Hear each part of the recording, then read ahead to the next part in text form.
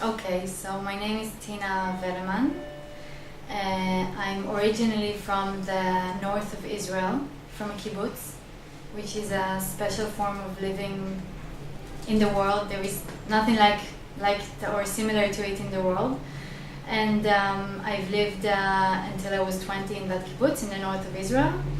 And then I studied in Be'er Sheva in the university. Already then I started to be more and more interested in the lives of the refugees in Israel. Most of the refugees, 90%, entered Israel since 2007. I'm talking about the African refugees who are now in Israel or asylum seekers. My position at the clinic is volunteers and staff coordinator.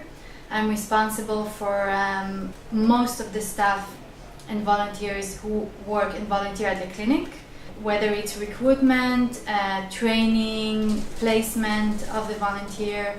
We have administrative staff volunteers, we have doctors who volunteers, nurses, physiotherapists. We have a variety of volunteers. Most of the clinic staff are volunteers. The clinic is mostly based on volunteers, which is also quite unique, I think. And the reason there are other reasons I wanted to volunteer with refugees. Actually, it's because when I just moved to Tel Aviv, I lived in the center of it, and in Be'er Sheva I didn't really feel it so much, but in Tel Aviv you could see much more African migrants and refugees. I'm talking about 2011, and living in the center of Tel Aviv, you mostly run into them in shops, in restaurants, in supermarkets, doing the hard work. And I decided I want to know. I knew most of them live in the south of Tel Aviv, so I wanted to go and find myself. I mean, find out myself, where are they living, what's their conditions, who are they, and that was coming to the clinic. That was my way of doing it. And I really remember the first few times. This is something I also tell volunteers many times that are new to the clinic, that first few times I came to the clinic, coming from the center of Tel Aviv to the south of Tel Aviv, you feel like you cross two countries. I don't know if you've been to the center of Tel Aviv, but it's totally different than what's happening here in the south of Tel Aviv, especially in the central bus station. And I remember the first few times I was absolutely shocked. Going back from here to the center of Tel Aviv, I felt as if these are two completely separate worlds. And today I don't feel it anymore, and I'm aware of it. I'm already used to it. But back then it was really strong. So I was really happy to start doing something about it, and I could be more involved. And yeah.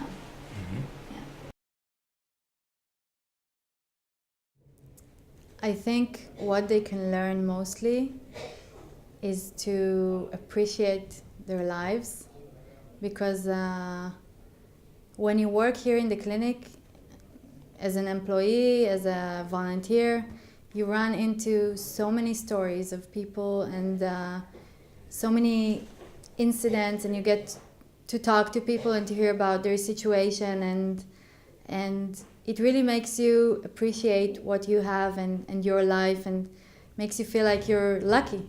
You're lucky you were born in the right place, and you know, some of these people have survived hard things and came to a reality where it's not that easy as well, and that's really making you appreciate your life. And obviously, for me at least, the people who I work with here are amazing people. These are people that have decided to take their own time and to come to volunteer, to help for free. And they're professional. I mean, doctors, nurses, also the administrative staff, which is usually really, really good people, and it's fun to work with them. I really enjoy it. It's really important for me to highlight about the Eritrean staff that we have here, which I think it's really, really unique. And it's honor for me to work with these people. We have about 6, 7, 8 Eritrean staff in the clinic. Some of them are nurses, midwife nurses. This is really, really important for the clinic to hire people that speak Tigrinya, the official language in Eritrea, because of the cultural or the language gap which we talked about before, to communicate with the doctor, and also because their conception about health and about health services or health system is different than ours. And it's really important for us to have that person or that translator that will help us to understand exactly what they mean. Because if, for example, you will have an ache in the stomach, you would describe it in some way, and they can describe it totally different. So that's also really important. We give them here a fair employment. I don't know how you say that in English, but we give them, which is not something that happens with all the migrants who work in Israel, because not all of them have work permit, but we are really taking care of them, and that's really important for us.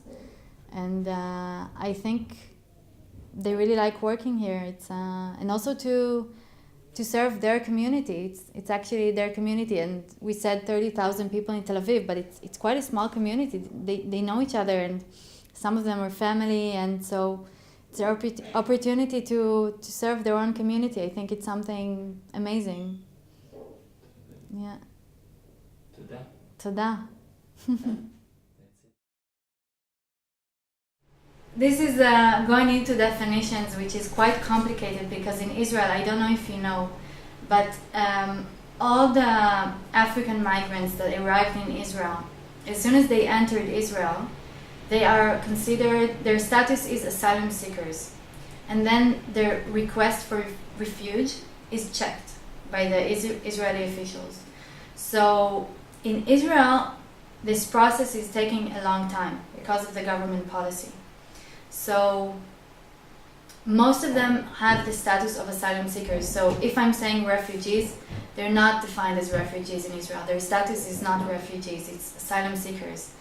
And this has an implication on their rights or the benefits that they can have, or, for example, they don't have a work permit with all the implications of this issue. And so regarding definitions, it's quite complicated, but when I'm saying refugees, I mean asylum seekers. Most of them are asylum seekers, because Israel has signed the UN Convention for Refugees in 1952, which means that the state is obligated to receive every person that flees out of their country. So Israel is receiving these people.